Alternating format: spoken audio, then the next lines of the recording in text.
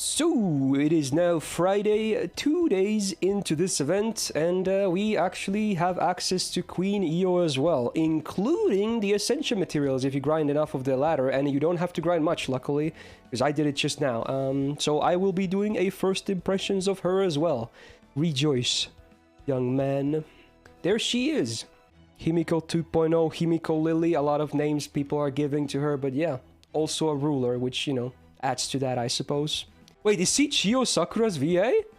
Is that true? Oh. Alright, let's see the first... well, I guess, you know, I just realized, yeah, this is a welfare, so it's not really gonna change. But, you know, at least I can, you know, hear more of her voice. Because apparently, she was just one of my favorite girls in anime. Chiyo Sakura, so let's hear some of that voice. Again. Yeah, I can kind of hear it, yeah, for sure. Okay, I guess this makes editing this video easier. I can mostly just show the FA then.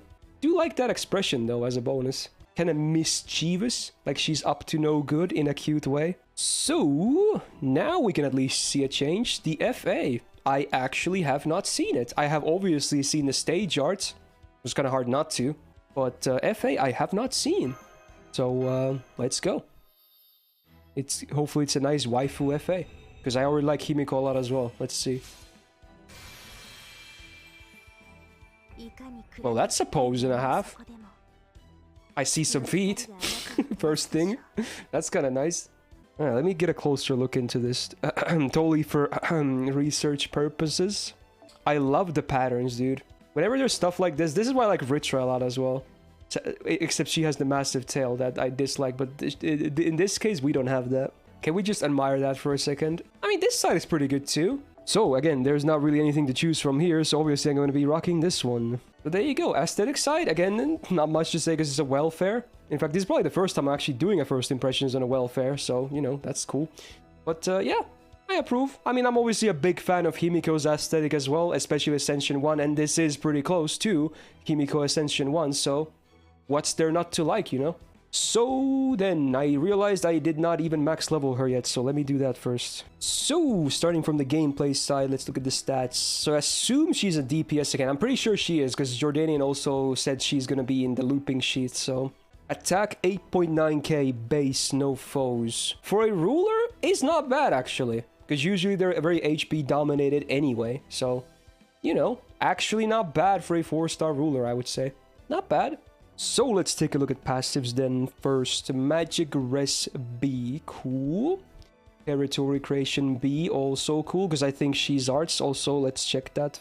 Arts MP, yeah. And then the deck is double arts, double quick. Hit counts 4 each for the gain cards. 5 on extra. Interesting, 0.4 MP gain. Should be alright, on paper at least, for sure. Anyway, back to the passive. So... it's actually nice to have this B rank of territory creation then. Then we got something cool. Okay. Is that burn and poison immunity? I think it is, right? Okay. It's a nice bonus to have. Unlike enemies, dots can actually be fairly harmful to us. Oh yeah, I guess it's because of Himiko as well having it, right? Kinda, yeah, okay. That makes sense, obviously. Yeah, sure. Anyway, what is this? Self quick up a little bit and quick card critical damage.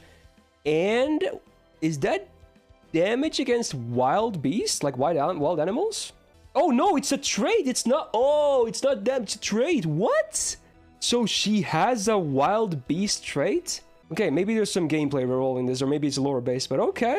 So for the numbers on the last passive, it's 5% quick up and 10% quick crit damage. Nice. And maybe this passive is even nicer once I see if there's some synergy with wild beast stuff. Okay. So far, for a 4-star, welfare 2, pretty good passives actually. I like it. Look, good stuff. So, ooh, then we get to the MP, huh? So what do we got here? First of all, self MP damage up for 3 turns before damage. Okay.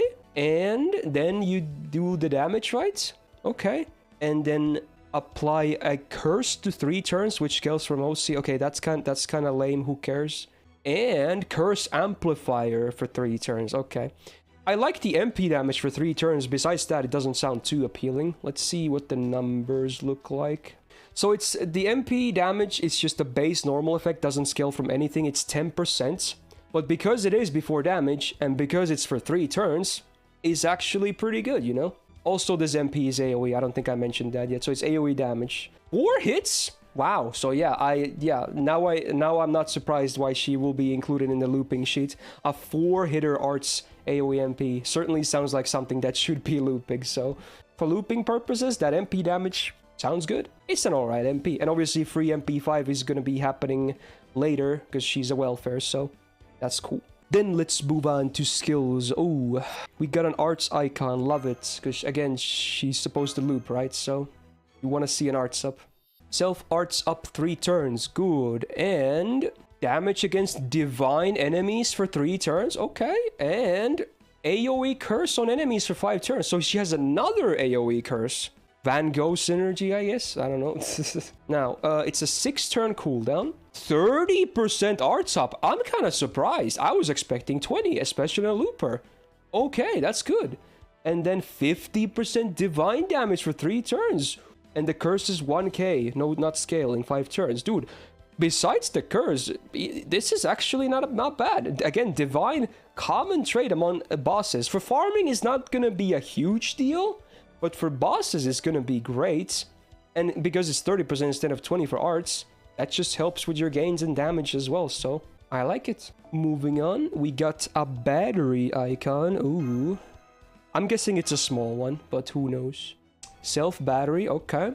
And then arts absorb up for 1 turn and arts crit damage for 1 turn on a 6-turn cooldown. Okay, so is it going to be higher than... Is it going to be high battery then? 30%, okay. Arts absorb up 500% and arts crit damage 100%. So yeah, it's basically Himiko's 3rd skill but arts, but also less battery.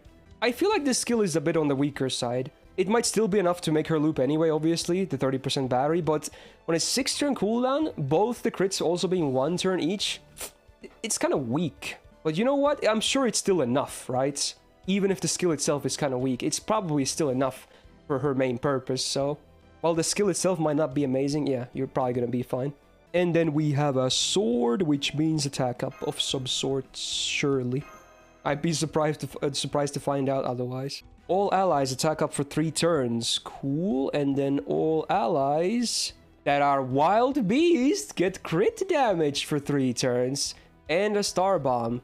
So there you go. We do have a bit of wild beast synergy. 5-turn cooldown. Okay, so it's like Himiko's charisma, but... pretty different otherwise. Okay, what are the numbers? 20% attack up for team and 50% crit damage for wild beast allies. And sadly, the star bomb doesn't scale because it's only a 10% base effect. Or not 10%, 10 stars on base. Still, considering she always gets that crit damage herself on a 5-turn cooldown, I think it's still a good skill. Yeah, and yeah, Blaze, you're right. With this... and that 1 turn of those arts, she can do some fat arts crits. From her own kit, 150% arts crit damage, right? Not bad. And again, you can't expect miracles from skills anyway on a welfare. If anything, this is still good. Like, the kit makes sense. Now, I can't help but notice that there is still nothing, and I mean nothing, for defensive. Obviously, it's great that she's the best class in the game, which is ruler, because that already helps a ton with your defense, but besides that, there is nothing. But honestly, maybe that's fine, because you're probably going to be running her with cast stories, etc. anyway. Now, before I give you my final thoughts, she is on the looping sheet, so let me fetch that, and let's take a look at that as well.